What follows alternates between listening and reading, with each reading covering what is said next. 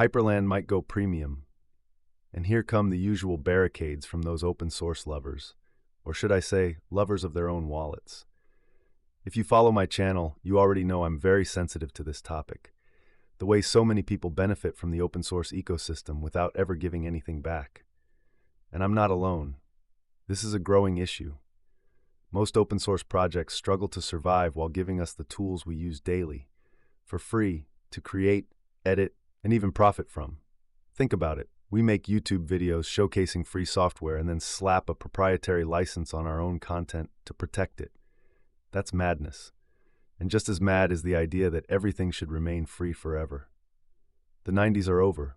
The world has changed. Technology has evolved, and now in every sector, from simple apps to full desktop environments and AI, open source projects are fighting against tech giants with billion-dollar war chests. Let's look at some numbers, real numbers. According to the report Understanding the State of Open Source Funding in 2024, 86% of investments in open source come in the form of time, from employees and contractors, while only 14% are actual financial contributions.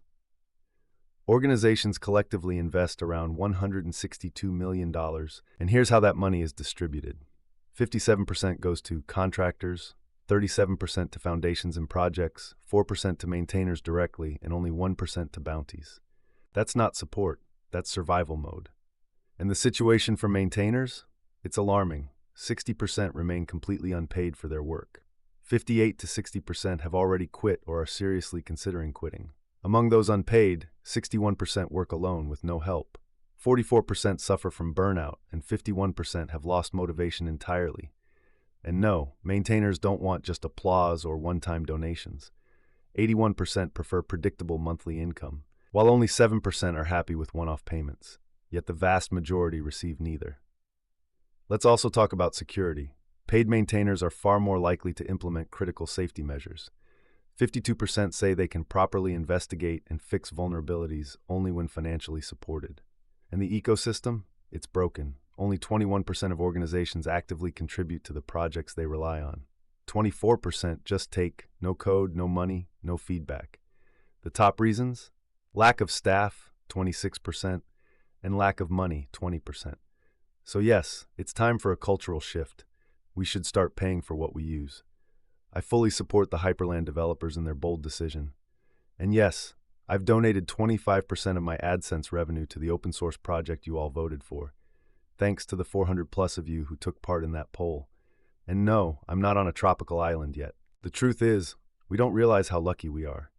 We take for granted the freedom and insane quality of the Linux ecosystem.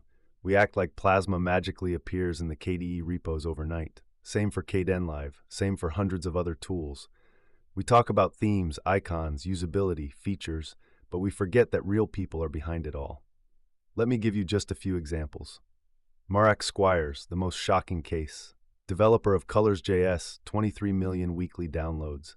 And Faker.js, 2.4 million. In January 2022, after warning that he wouldn't continue supporting Fortune 500 companies for free, Marak sabotaged his own code. He inserted an infinite loop printing Liberty and ASCII characters, crashing thousands of apps, including Amazon, Facebook, and Node.js tools. He also updated the README with the line, "What really happened with Aaron Swartz?" And you know what happened? GitHub suspended his account. NPM took control of his packages. Essentially, they nationalized his work. This raises a disturbing question. Who really owns open source software? The developer who created it or the platform that hosts it? Hector Martin, founder of Asahi Linux. He stepped down in February 2025, citing burnout, toxic user pressure, and frustration with the kernel team. Quote, "No matter what we did or how many impossible tasks we achieved, people always wanted more. Meanwhile, donations were shrinking." He described users constantly complaining, "When is Thunderbolt support coming? Asahi is useless until USB-C display works. Battery life sucks compared to macOS." Daniel Stemberg, creator of curl. He implemented filters to block AI-generated bug reports that were essentially DOSing the project. He said, "Enough, I'm done. This madness needs to stop." Armin Ronacher, creator of Flask. Engineering director at Sentry and author of Flask, He commented on Marak's incident as yet another sign that the open source community desperately needs support. Developers you've never heard of, but who matter. One developer, Artem Sapagin, publicly wrote, "Why I quit open source after 10 years. The difference is, we get paid for our day jobs, but never for open source. Very few can make a living doing it." And here's a stat to burn into your mind. Brian Fox from Sonatype noted, since 2020, over 300,000 open source projects have slowed down or stopped entirely, showing signs of burnout or resource collapse. I often check developer portfolios, and guess what? Almost all of them end up working for private companies. Why? Because there's no money in open source, at least not enough to live on. That's the brutal truth. And let's talk about the elephant in the room, the tech giants. Google, Microsoft, Amazon, Facebook, they build multi-billion-dollar empires on free open source software. Kubernetes, created by Google, but maintained by the community. React, Facebook built it, but now it's all volunteers keeping it alive. It's like McDonald's using potatoes grown for free by volunteer farmers, and then complaining when the farmers ask for at least seed money. Meanwhile, the core Linux user base, those who truly care, contribute, donate, is shrinking. Sure, Linux is growing, but most new users don't care about philosophy. They choose it because it's fast, powerful, flexible, and free. They don't donate, they don't report bugs, they don't help. They just take.